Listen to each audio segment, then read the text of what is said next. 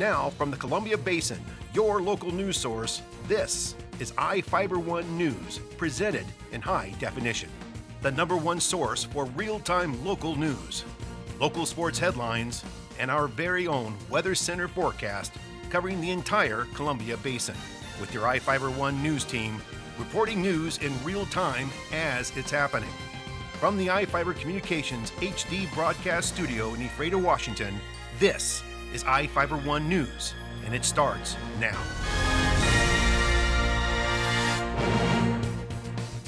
Welcome to iFIBER 1 News. I'm Sarah Brewer reporting news from around the Columbia Basin for Tuesday, September 3rd. Tonight, we report on how Ephrata is reaching out to explain a tax proposal and how Warden celebrated Labor Day. In sports, we catch up with Big Bend Community College, Ephrata Raceway Park, the Mariners, and the Seahawks. Our spotlight story tonight is about a special performance of Bonnie Guitar at the Ephrata Senior Center. And we have the latest weather forecast for the Columbia Basin from the iFIBER 1 Weather Center. Our top story tonight, the first of 4 requested tax proposals for Ephrata is to increase the sales tax to hire 2 more police officers. It'll take approval of the voters to increase the sales tax. To answer questions and offer more information, Ephrata is conducting an open house tomorrow night. A second open house will be set for September 18th. Both meetings are set to start at 6:30 p.m. at the Ephrata City Hall at 121 Alder Street Southwest. Staff and council members will be available to discuss the plan along with other parts of the plan developed by the Community Priorities team. The council approved moving forward with the plan at its last meeting. It proposes 4 voter-approved tax or fee increases starting in 2014. The Labor Day weekend is a time to reflect on the labor that built our country. In Warden, they showed that we not only work hard, but play hard too. Here with the story is Cameron Probert. Welcome to Community Days. Warden's mayor, Tony Massa, was cutting brisket for the Lions Club World Famous Barbecue, which definitely drew attention at this year's Community Day celebration. The event was a gathering of the community, from high schoolers selling food to raise money for their class, to the Catholic Church selling Mexican food, to potatoes dressed up. Every section of Warden came out to celebrate Monday.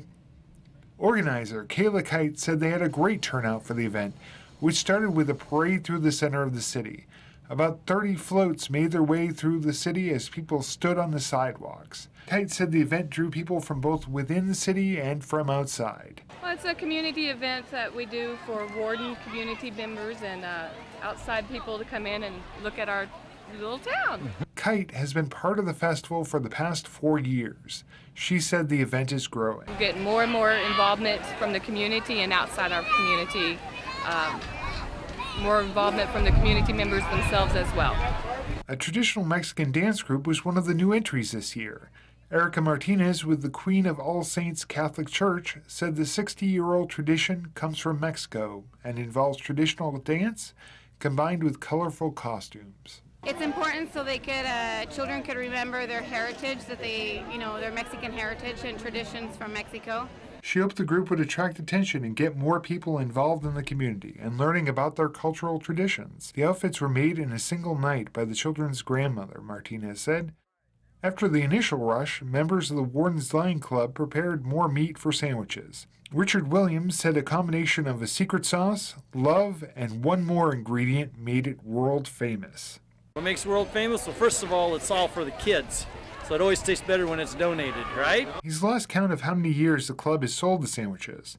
Club members cooked about 200 pounds of brisket, which spent a day marinating before going in the smoker for 6 hours. Sure, we will be out of all this meat before this day is over.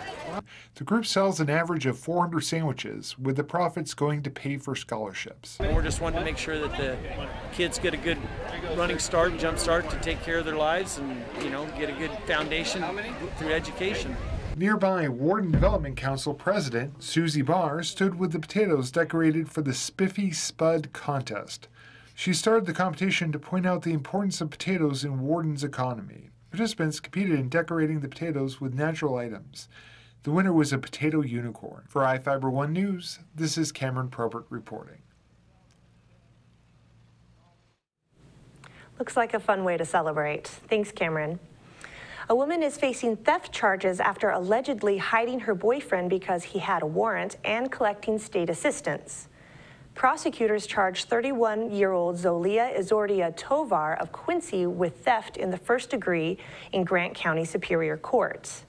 The State Office of Fraud and Accountability alleges Izordia Tovar received more than $9,500 in cash, food, and child care assistance between 2008 and 2011, while the father of her youngest child was living with her. When she applied for medical assistance for her children, she reported living with, quote, her partner, but did not report he was the father of her youngest child. He reportedly lived with her for the entire time she collected benefits. The woman reportedly continued to lie during the course of the next 3 years as she collected money for medical, food, and child care assistance. When state employees initially questioned her, she claimed her boyfriend only came to visit her, later telling them he left for Mexico. Each of the people you see here has warrants for their arrest and is wanted by various law enforcement agencies. If you see any of these people, the DOC asks that you do not attempt to detain or apprehend them, but to call police. You can also call the Department of Corrections at 509-764-6180 during the day or 509-762-1160 after 5 p.m.